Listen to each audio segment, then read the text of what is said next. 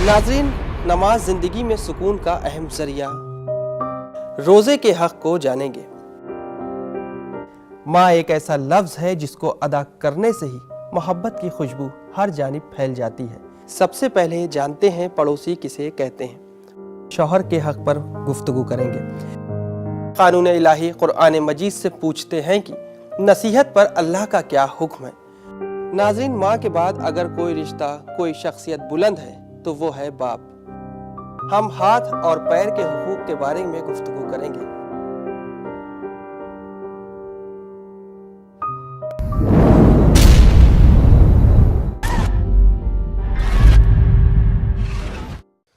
बिस्मिल्लाहिर्रहमानिर्रहीम। नाज़रीन सलामुन अलैकुम, मैं हूँ हसन आसिफ। पेश खिदमत है आपका अपना प्रोग्राम हुकूक शनासी।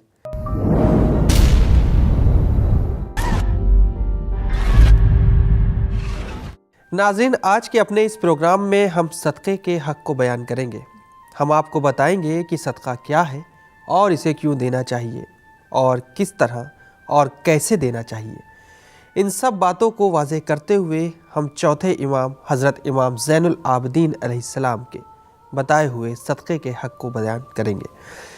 नाज़रीन, सदक़ा यानी अपने अमवाल यानी रुपये, पैसे, जो भी दौलत अल्लाह ने हमें नवाजी है उसमें से गरीबों, नादारों, फ़कीरों की मदद करना है। कुरान करीम के सूरह बकरा में खुदावंद आलम इरशाद फरमाता है कि सदक़े के बारे में इरशाद हुआ है, जो लोग अपने अमवाल को राह खुदा में खर्च करते हैं तो उनके इस माल की मिसाल उस दाने की सी है जिससे 7 बालियाँ निकलती हैं और हर बाली में 100 दाने होते हैं, और खुदावंद आलम वुसअत देने वाला और जानने वाला है। नाज़रीन, इस आयत करीमा में दाना और उसके उगने की मिसाल देते हुए सदक़े की बरकतें, राह खुदा में खर्च करने की बरकतों को बताया गया है। जैसे कि एक दाना ज़मीन पर बोने से जो दरख्त निकलता है उससे हमें बहुत सी बालियाँ और उन बालियों से बहुत से दाने वापस मिल जाते हैं। ठीक इसी तरह अल्लाह की राह में एक दरहम खर्च करने से अल्लाह हमारी रोज़ी रोटी में बरकतें बढ़ा देता है और हमें 100 गुना बेहतर माल और दौलत अता करता है।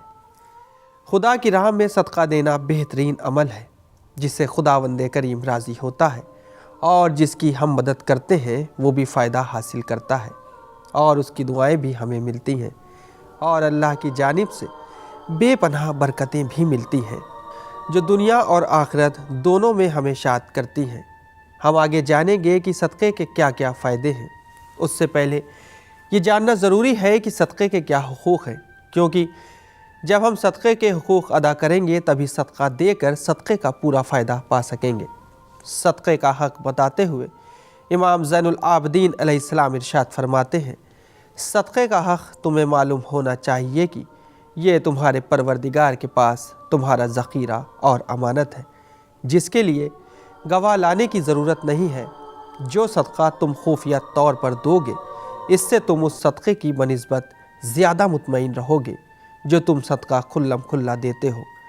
तुम्हारे शाए निशान यही है कि जो तुमने आश्कार तौर पर यानी खुलकर किया है, अब इसे छिपा कर अंजाम दो। बहरहाल तुम सदक़ा ऐसे दो कि ना कान सुने और ना आँख देखे, बल्कि इसे जितना हो सके छिपा कर दो। तुम्हें इस पर यह एतमाद रहे कि वो तुम्हारी तरफ पलट कर आएगा। उस शख्स की मानिंद ना हो जाओ कि जो सदक़े के वापस आने पर एतमाद नहीं करता।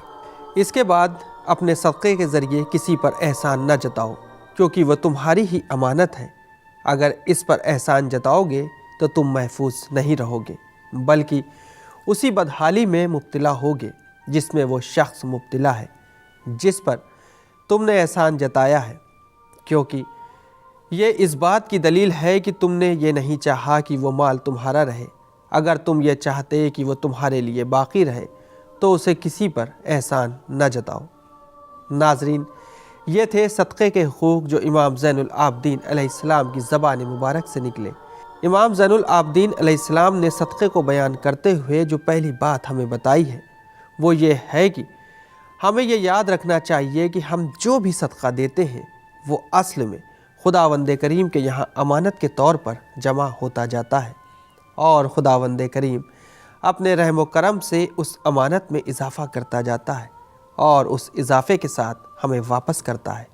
جیسا کہ امام زین العابدین علیہ السلام جب بھی صدقہ دیتے تو صدقے کو چوم کر دیتے۔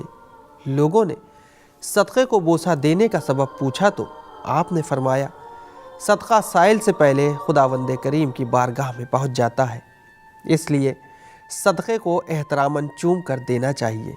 اسی طرح امام علی علیہ السلام صدقہ دینے کے بعد اپنے داہنے ہاتھ کو چومتے تھے، اور آپ نے ہاتھ چومنے کا سبب بتاتے ہوئے فرمایا کہ کیونکہ اسی ہاتھ سے صدقہ دیا ہے اور یہ ہاتھ خداوند کریم کی بارگاہ میں پہنچ کر واپس آیا ہے، اس لیے ہاتھوں کو بوسہ دینا ضروری ہے۔ صدقہ سیدھے معبود کے ہاتھ میں جاتا ہے، اس لیے صدقے کو احترام سے دینا چاہیے، اور اس کے علاوہ جب ہم اپنا مال دے کر بھی کھوتے نہیں ہیں بلکہ یہ امانت کے طور پر خداوند کریم کے یہاں باقی رہتا ہے اور بڑھ کر ہی واپس ملنے والا ہے، تو ہمیں صدقہ لینے والے پر اپنا احسان جتانے کی حماقت کبھی نہیں کرنی چاہیے۔ اس کی سب سے پہلی وجہ یہ ہے کہ فقراء کو خدا کی طرف سے ان پیسوں پر حق حاصل ہے، اس امداد پر حق حاصل ہے جو ہم انہیں دیتے ہیں، تو حقدار کو حق دے کر احسان جتانا بے انصافی ہے۔ دوسری وجہ یہ ہے کہ ہم جو بھی صدقہ دیتے ہیں اسے خدا نے برکتوں کے ساتھ ہمیں واپس کرنے کا وعدہ کیا ہے، تو چیز ختم نہ ہو بلکہ اور بڑھ کر پھر واپس ملنے والی ہے، جو ایسی صورت میں صدقہ لینے والے پر ہمارا احسان نہیں بلکہ ایک طرح سے اس کا ہی احسان ہم پر ہوتا ہے کہ وہ خدا کی برکتیں ہم تک پہنچانے کا ذریعہ بنا۔ سچ ہے ناظرین، اگر ہم میں ہر انسان یہ سوچ کر صدقہ خیرات کرے تو کبھی احسان کر کے اپنے اجر اور برکتوں کو ضائع نہ کرے گا۔ اس لیے امام زین العابدین علیہ السلام نے کہا کہ صدقے کا پہلا حق یہ ہے کہ احسان جتا کر اسے ضائع نہ کرو۔ یہ خدا کے پاس رکھی گئی ایسی امانت ہے جس کے لیے گواہوں کی بھی ضرورت نہیں ہے۔ اس کے بعد امام نے چھپا کر صدقہ دینے پر زور دیا ہے۔ معصومین علیہ السلام نے اور قرآن کریم میں خدا کریم نے چھپا کر اور ظاہراً دونوں طرح سے راہ خدا میں خرچ کرنے کی اجازت دی ہے۔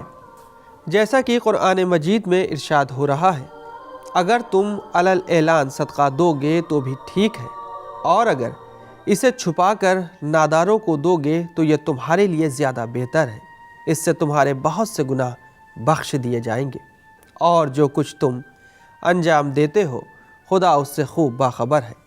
ناظرین، جیسا کہ قرآن کریم کی آیت سے واضح ہے کہ چھپا کر صدقہ دینے کو خدا زیادہ پسند کرتا ہے۔ چھپا کر صدقہ دینے سے ہمیں زیادہ فائدے حاصل ہوتے ہیں۔ آئیے ہم ان فائدوں پر مختصراً روشنی ڈالتے ہیں۔ چھپا کر صدقہ دینے سے سب سے پہلے ہم حاجت مند کی عزت کو، اس کی خودداری کے جذبے کو سلامت رکھ سکتے ہیں۔ اگر ہم نے لوگوں کی نظروں سے چھپ کر اس کی مدد کی تو لوگوں کی نظروں میں اس کی حاجت نہیں کھلے گی اور باعزت بنا رہے گا، اور اس سے بھی مخفی طریقے پر عمل کیا جائے تو ایسی مدد کی جائے، ایسے صدقہ دیا جائے کہ صدقہ لینے والے کو معلوم ہی نہ پڑے کہ کس نے اس کی مدد کی۔ اس طریقے سے وہ اس شرمندگی کے بوجھ سے بھی بچ جائے گا جو اسے صدقہ دینے والے کا سامنا کرنے پر ہوتی ہے، اور یہی طریقہ ہمارے تمام ائمہ طاہرین علیہ السلام نے اپنایا ہے کہ رات کے اندھیروں میں فقراء تک ان کا حق پہنچا دیتے تھے۔ کاندھوں پر اناج، روٹیاں لاد لاد کر فقراء کے سرہانے خاموشی کے ساتھ رکھ آتے تھے اور اسے خبر بھی نہیں ہوتی۔ ایسا عمل خلوص سے بھرا ہوتا ہے جس میں صرف خدا کی خوشنودی چھپی ہوتی ہے۔ ایسے عمل کی نیت ریاکاری چھو بھی نہیں پاتی، جبکہ ظاہراً صدقہ دینے میں ریاکاری، دکھاوا ہو جانے کا خدشہ لگا رہتا ہے۔ لیکن ہاں، اگر ظاہراً راہ خدا میں خرچ کرنے کا مقصد لوگوں کو عمل صالح کی طرف، راہ خدا میں خرچ کرنے کی طرف رغبت دلانی ہو تو ظاہراً صدقہ دینا بھی فضیلت رکھتا ہے، پر ایسے حالات میں بہت ہوشیار رہنے کی ضرورت ہوتی ہے، کیونکہ ریاکاری کب ہمارے دلوں میں داخل ہو جاتی ہے اس کا اندازہ بھی نہیں لگایا جا سکتا۔ ناظرین، اس کے بعد آگے چوتھے امام علیہ السلام نے ہمیں یہ بھی بتایا ہے کہ احسان نہ جتانا، اگر تم ایسا کرو گے تو اللہ تم سے برکتیں دور کر دے گا اور نتیجتاً تم اسی کی طرح ہو جاؤ گے، اسی فقیری میں مبتلا ہو جاؤ گے جس پر تم نے احسان جتایا تھا۔ ناظرین، اب آئیے صدقے کے بے پناہ فوائد پر مختصراً روشنی ڈالتے ہیں۔ صدقہ دینے سے سب سے پہلا فائدہ ہمارے مال کو ہوتا ہے۔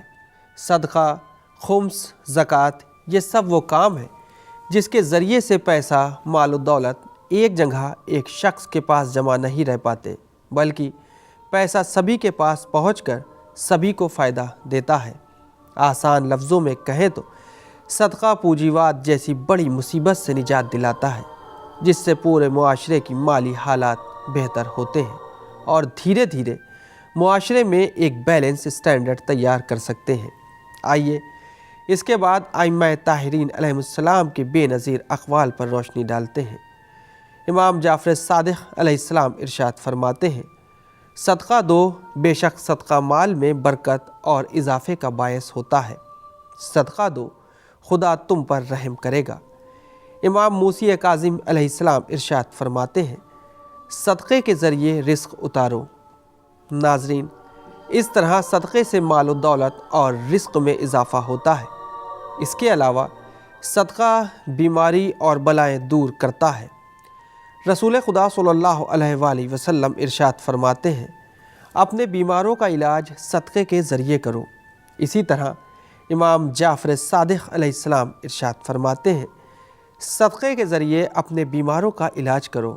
مستحب ہے کہ بیمار اپنے ہاتھ سے سائل کو صدقہ دے اور سائل سے دعا کرنے کو کہا جائے۔ پھر صادق آل محمد ارشاد فرماتے ہیں، صدقہ انسان کو 700 شیطانوں کی ملامت اور سرزنش سے محفوظ رکھتا ہے۔ ناظرین، اسی طرح صدقہ ہمیں ناگہانی آفتوں بلاؤں سے بچاتا ہے۔ اس سلسلے میں معصومین علیہ السلام کے مزید اقوال ہمیں مل جائیں گے اور سچے واقعات بھی مل جائیں گے۔ موسیٰ بن حسن امام علی رضا علیہ السلام سے روایت کرتے ہیں کہ آپ نے فرمایا، بنی اسرائیل میں کئی سال قحط پڑ گیا۔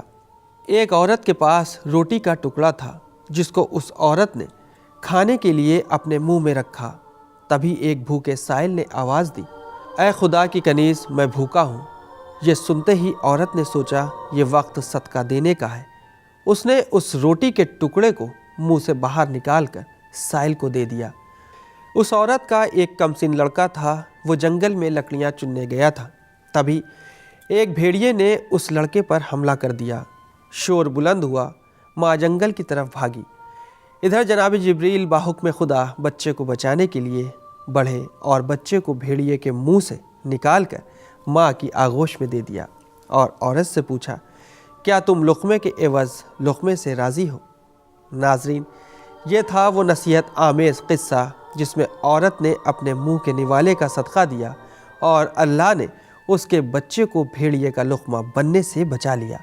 اس لیے امام سجاد علیہ السلام نے صدقے کے حق میں فرمایا ہے کہ صدقہ دینے والے کی بھی حفاظت کرتا ہے اور صدقہ کبھی ختم نہیں ہوتا اور امانت خدا بن کر ہمیشہ باقی رہتا ہے۔ ناظرین، اسی طرح کا ایک اور واقعہ امام جعفر صادق علیہ السلام سے منقول ہے کہ ایک یہودی شخص تھا جس کے بارے میں رسول خدا نے فرمایا تھا کہ اس یہودی کو ایک کالا سانپ ڈسے گا اور وہ مر جائے گا۔ امام جعفر صادق علیہ السلام ارشاد فرماتے ہیں کہ یہودی گیا اور کچھ دیر بعد وہ اپنی جمع کی ہوئی لکڑیوں کے گٹھر کو لاد کر واپس آیا۔ رسول خدا نے کہا، لکڑیوں کے بار کو نیچے رکھو۔ اس نے بار نیچے رکھا اور کیا دیکھا کہ گٹھر کے درمیان کالا سانپ موجود ہے۔ رسول خدا نے پوچھا، تم نے آج کیا کیا کیا؟ اس نے کہا، کچھ نہیں، بس لکڑیاں اکٹھا کی اور یہاں تک آیا ہوں۔ رسول اکرم نے کہا، اور کچھ یاد کر؟ اس نے کہا کہ ہاں، میرے پاس 2 روٹیاں تھیں، ایک میں نے کھائی اور دوسری روٹی ایک بیوہ کو دے دی۔ بس رسول خدا نے فرمایا، اسی صدقے کے سبب خدا نے تم سے اس بلا کو دور کر دیا، اور پھر فرمایا، صدقہ انسان کو بری موت مرنے سے بھی بچاتا ہے۔ ناظرین، ہم نے ابھی آپ کے سامنے صدقے کے بے پناہ فائدوں پر مختصراً روشنی ڈالی۔